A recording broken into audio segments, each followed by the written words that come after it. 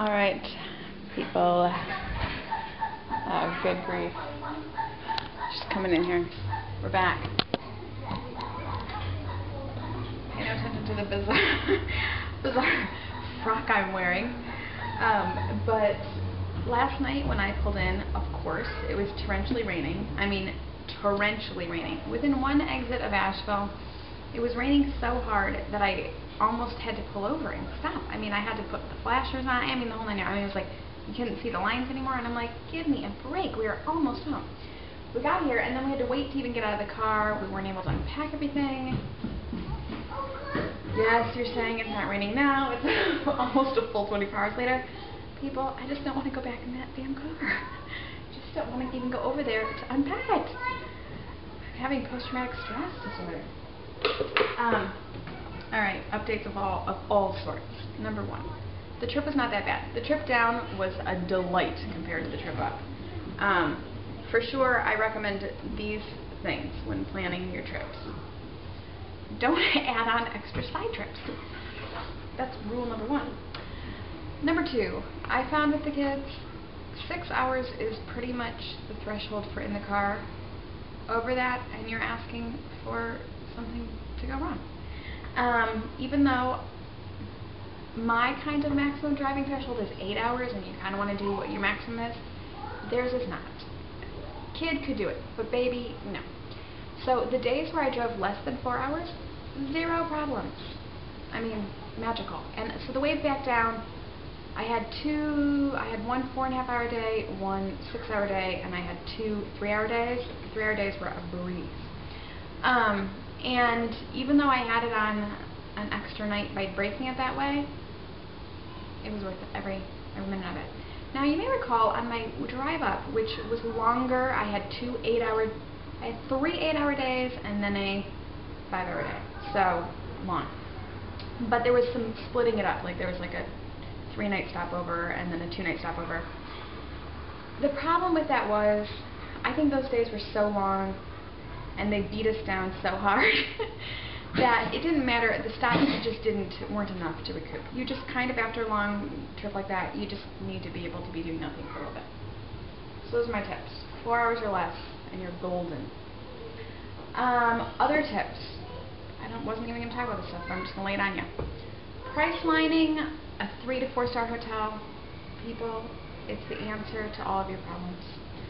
I was able to both times stay at Courtyard Marriott, which are very nice, and for about $45 with the hotel taxes and fees and whatever, all those different state mumbo jumbo at each place, I was under $60 both times, staying at a completely safe, nice, luxurious beds. I mean, the beds were fantastic. Everything was clean. I mean, the whole thing was a great experience. Pools, the whole 9 yards. For less than that Hideous Days Inn. Remember that Hideous Days Inn from April? Good God. How could you forget? The only thing that would have made it more disgusting was if there had been old hookers lying on the bed when we walked in. I mean, it was horrible. So, Priceline. If you haven't Priceline since the 90s, get on it. They still do it. Still works. Hotels are perfect because you can pick your location, pick your star rating, and then give your price amount. Whatever number I'm on, 3, 4, 5, I don't even know. Here's the deal. Unpacking. Oh God, I just don't dream of it. I don't know what's going on, but as soon as I'm home, I feel like I need to take to my room for like a week and get over all this. I feel so overwhelmed. I don't know what it is. Partly I don't know if it's because I'm home and I just feel, I was keeping everything organized and neat on vacation, not a problem. And it wasn't like we were at a resort. I mean, I still had to prepare meals and, you know, make beds and do laundry, the whole 9 yards. It's just kind of like living in a different house. I could do it fine. And then as soon as I'm here, I feel like, you know, like so overwhelmed by all of the different, oh God, my neighbor can see me. All of the different, like, I feel like there's so many things going on from all different sides. Like, I need to unpack, and I need to, like, but I still have to make meals, and I had every intention, like, I'm going to start today, you know, clean slate, keep everything clean, and already I haven't done dishes from breakfast or lunch. People, oh, added, level of difficulty to my life.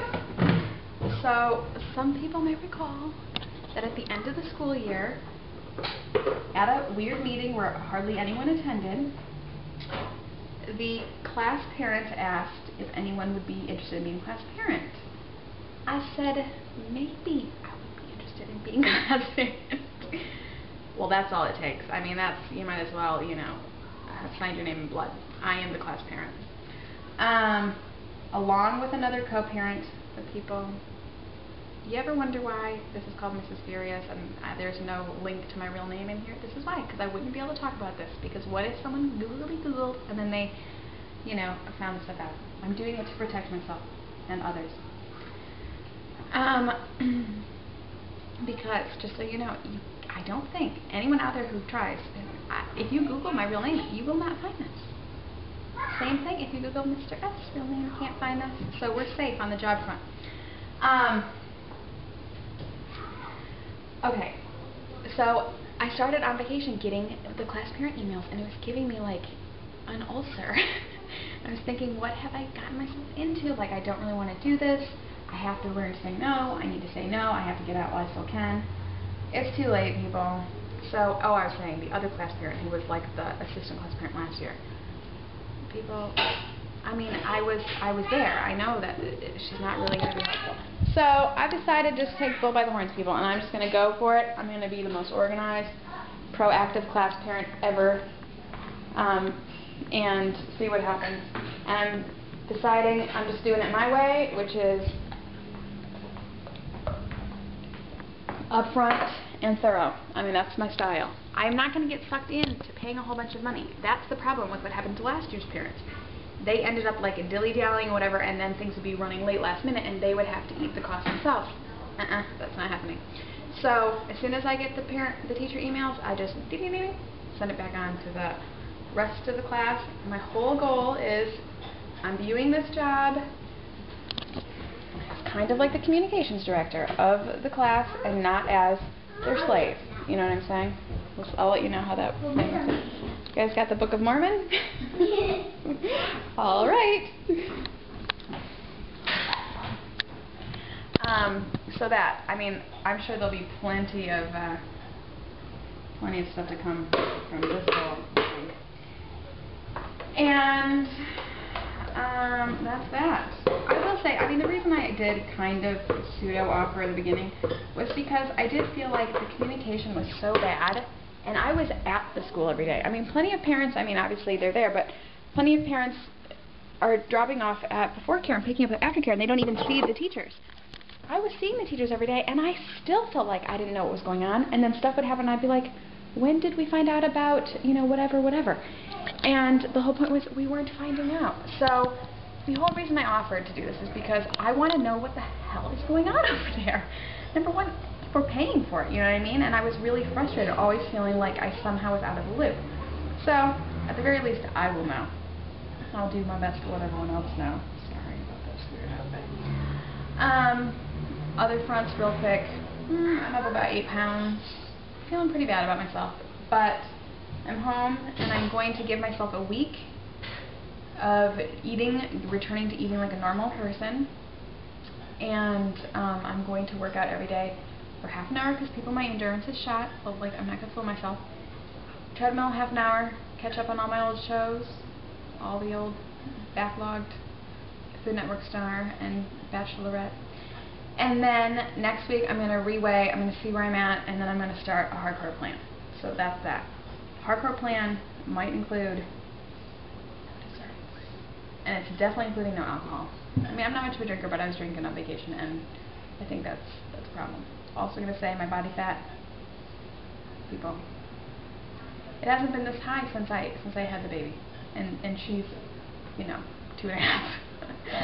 So, not happy about it. Alright, more to come.